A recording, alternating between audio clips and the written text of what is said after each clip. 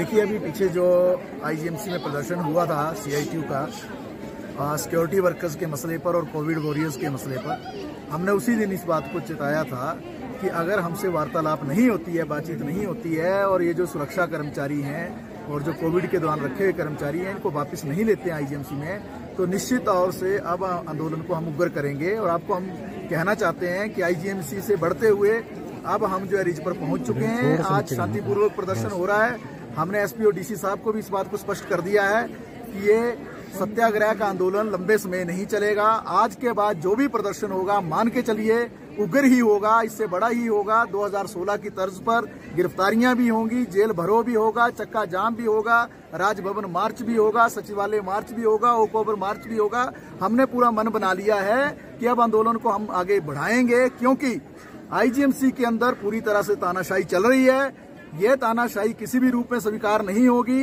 वहां पर जिस कंपनी को बुलाया गया, हमने आपके बीच में जो है पूरा टेंडर जो है प्रस्तुत किया था, दिखाया था। उसमें ये टेंडर ही अपने आप में जो घोटाला है, महाघोटाला है। उसकी शर्तें किसी रूप में लागू नहीं हुई।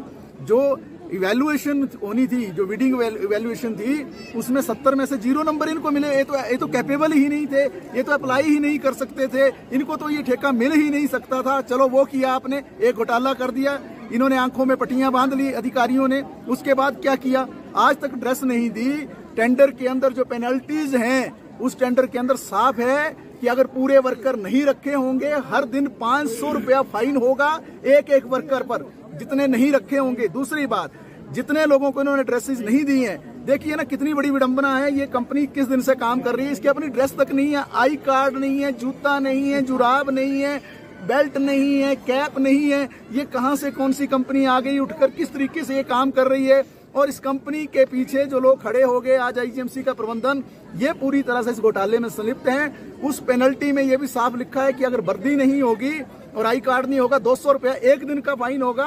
और जो उसकी क्लॉज 4 है, उसमें लिखा है रेकरिंग, यानी कि अगर आज 200 रुपया फाइन होता है तो कल वो 400 हो जाएगा, परसों वो 800 हो जाएगा, अगले दिन वो 1600 हो जाएगा। इस तरीके से 21 दिन का पैसा ही ये 10 लाख रुपए से ज्यादा हो गया है, जो पेनल्टी इन्होंने वसूल करनी है आईजीएमसी के प्रबंधन ने। लेकिन वो पेनल्टी वसूल नहीं कर रहे हैं क्योंकि इनकी पूरी मिलीभगत है, कमीशन खोरी है, पूरी धंधेबाजी है। हम ये कहना चाह रहे हैं कि अभी भी वक्त है। ये लोग वो लोग हैं जिनको राज्यपाल ने सम्मानित किया, जिनको सुप्रिंटेंडेंट ऑफ पुलिस ने सम्मानित किया, जिनको एमएस ने स्वयं सम्मानित किया। जो आज एमएस हैं, जब डिप्टी एमएस थे, इन्होंने स्वयं सम्मानित किया।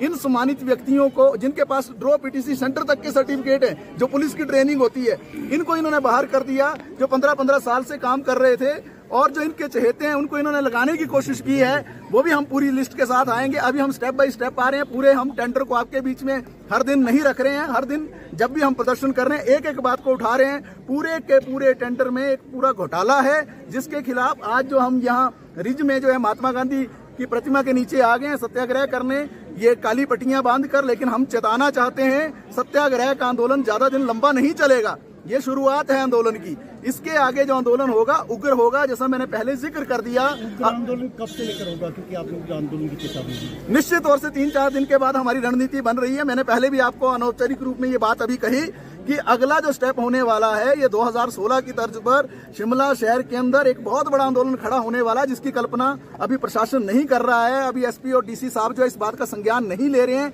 ये इनकी जिम्मेवारी है। क्यों मजदूरों को जो है, उनको जो है आप जो है उनको इस तरीके से उचकाना चाहते हैं, उनको जबरदस्ती जो है आप इस रास्ते पर डालना चाहते हैं। आप क्यों शहर का वातावरण जो है इस तरीके से बनाना चाहते हैं, जहां जो है नारेबाजी हो, जहां रोज धरने प्रदर्शन हो? ये काम एसपी और डीसी साहब का है, वो तुरंत हस्तक्षेप करते हैं। लेकिन दुख की बात है, डीसी और एसपी साहब ने कोई हस्तक्षेप इस पूरे मुद्दे पर नहीं किया है। उनका हस्तक्षेप इसमें आवश्यक था। जो कल मुख्यमंत्री महोदय से भी मिले ये लोग, वहां भी मुख्यमंत्री महोदय ने आश्वासन दिया है कि इनको जो है लिया जाए ड्यूटियों पर। क्योंकि मुद्दा क्या है, आज जो जितने वर्कर्स हैं, उन वर्कर्स को रोजगार पर लौटना ही है। क्योंकि देश का कानून जो है 1947 का, उसकी धारा 25 जो है वो स्पष्ट करती है कि जब भी जो है नए किस्म का काम आएगा, पुराने किस्म के जो वर्कर्स हैं, पुराने जो लोग हैं, उनको ही मौका मिलेगा। अगर उनसे जगह बच जाती है तो नए लोग आएंगे। लेकिन यहाँ पूरा जो धंधेबाजी चल रही है, धांधलेबाजी चल रही है, कमीशन खोरी चल रही है, पैसे का लेन देन हो रहा है, पूरा एक गड़बड़ झाला चल रहा है। जहाँ पुराने लोगों को निकालकर क्यों निकाला, इनको मैं ये बात स्पष्ट करना चाहता हूँ। ये ये सारे लोग जो हैं, जो 1926 का ट्रेड यूनियन का कानून है उसके तहत यूनियन के पदाधिकारी हैं, इनको मालूम है कि ठेकेदार या प्रबंधन ईपीएफ में कहां गड़बड़ी करता है, ईएसआई में कहां गड़बड़ी करता है, ज्यादा काम लेने पर ओवर टाइम में क्या गड़बड़ी होती है, बोनस का गड़बड़ी किस रूप में होती है, छुट्टियों की गड़बड़ी किस रूप में होती है। तो लाखों लाखों रुपया जो इस तरीके से हड़पते हैं ठेकेदार और प्रबंधन जो आईजीएमसी के मिलकर, उसका ये पूरा जो पटाक्षेप कर देंगे, उसको ये लागू नहीं होने देंगे। इसलिए इनको जानबूझकर बाहर किया जा रहा है ताकि इनका जो पूरा ये जो गोरख धंधा ये चलता रहे। तो इसको हम किसी भी रूप में स्वीकार नहीं करना चाहते हैं। एक और बात मैं कहना चाहता हूँ, आज तक चीफ सिक्योरिटी ऑफिसर इन्होंने नहीं रखा। क्या कहता है टेंडर? टेंडर कहता है चीफ सिक्योरिटी होगा कैप्टन रैंक का अधिकारी, जो फौज का कोई रिटायर, या उसके जो सिक्योरिटी ऑफिसर होगा वो होगा इंस्पेक्टर रैंक का पैरामिलिट्री फोर्स का। लेकिन ना सिक्योरिटी ऑफिसर रखा, ना चीफ सिक्योरिटी ऑफिसर रखा। जो सुपरवाइजर रखे वो भी स्पष्ट है कि उनका क्या क्वालिफिकेशन होनी चाहिए, जेसीयू रैंक की होनी चाहिए। एक भी नहीं है, रखा ही एक है।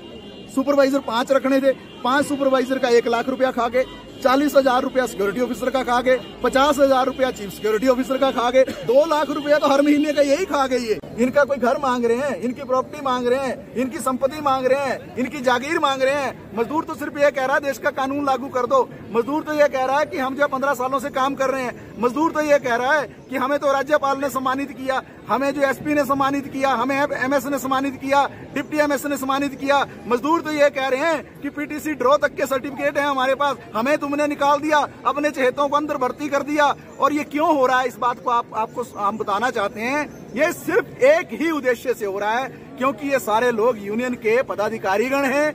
इनको बाहर करके वो लूट वहां जारी रखना चाहते हैं। अगर वहां कल कोई ईपीएफ ना दिया जाए मजदूर का, आपके जरिए हम एक और बात कहना चाहते हैं। ये जो आज सिक्योर गार्ड आई और जो पुरानी रेनबो कंपनी थी, पूछिए जाकर, नया ठेका आ गया, 6 महीने का ईपीएफ कहाँ है मजदूरों का जो रेनबो खाकर बैठी है, और उसको क्यों नहीं दिलवा रहे हैं एमएस और डिप्टी एमएस? क्या क्या क्या उसमें सेटिंग है पूरी? उस ठेकेदार से भी पुराने वाले से क्या सेटिंग है? कितना पैसा जो इन लोगों ने हड़पा है उसमें, उसका भी जवाब इनको देना पड़ेगा। तो हम क्या कहना चाह रहे हैं कि इनको निकालने का एक ही मकसद है कि अगर जो ईपीएफ का पैसा अगर इन्होंने खाना है, हजम करना है, ईएसआई का पैसा हजम करना है, छुट्टियों का पैसा हजम करना है, जो रिलीवर लगने हैं। अभी तो 180 का ठेका लेकर आए हैं ये, 37 रिलीवर कहाँ है इनके? 37 रिलीवर तो इनको और देने थे ना, उन 37 का भी पैसा खा चुके हैं ना ये। तो ये करोड़ों रुपए का घोटाला है आईजीएमसी के अंदर, महा घोटाला है। हमने राष्ट्रपति महोदया को और प्रधानमंत्री महोदय को ऑलरेडी चिट्ठी लिख दी है, कार्रवाई की मांग की है हमने। हम राजभवन जब मार्च करेंगे तो राज्यपाल महोदय को चिट्ठी सौंपेंगे। जिस दिन हम ओकओवर मार्च करेंगे या सेक्रेटरिएट मार्च करेंगे, उस दिन मुख्यमंत्री महोदय को चिट्ठी सौंपेंगे। इसलिए ये जो यूनियन के नेताओं को बाहर करने की साजिश है, तो हम चलने ही नहीं देंगे। इस तरीके का वातावरण हम चलने ही नहीं देंगे। ये हायर एंड फायर हम चलने ही नहीं देंगे। ये देश के कानून की हत्या हम होने ही नहीं देंगे। इसके लिए चाहे जो मर्जी करना पड़े, चाहे हमें हड़तालें करनी पड़े, हमें जेल में जाना पड़े, चाहे हमें जो चक्का जाम करना पड़े, गिरफ्तारियां देनी पड़े, अब हम रुकने वाले नहीं है। इन्होंने मजबूर किया हमें, इन्होंने उकसाया हमें, इन्होंने हमें उकसाकर जो है इस तरीके से यहाँ का वातावरण बना दिया। लेकिन दुख की बात है, एसपी और डीसी साहब जो हैं वो इन पर कार्रवाई नहीं करते हैं, वो भी मौन हैं, चुप हैं। ये चुप्पी अपने आप में दर्शा रही है कि कुछ गड़बड़ झाला जरूर है। अदरवाइज जो कोई कार्रवाई अमल में होती, इंक्वायरी कॉन्स्टिट्यूट होती। अगर हम इल्जाम लगा रहे हैं ना, प्रदेश सरकार का काम है इंक्वायरी कॉन्स्टिट्यूट करना, उसको जो दूध का दूध पानी का पानी करना। अगर हम गलत हैं, हमें सजा दे दो, हमें जेल में डाल दो, हमें जितने साल की सजा होती है दे दो। लेकिन अगर वो गलत हैं तो अधिकारियों पर एफआईआर दर्ज होनी चाहिए, ठेका तुरंत निरस्त होना चाहिए, और ये अधिकारी जेल की सलाखों के पीछे होने चाहिए। गड़बड़ी प्रबंधन में है कि सरकार भी शय दे रही है, और दूसरा जो आपने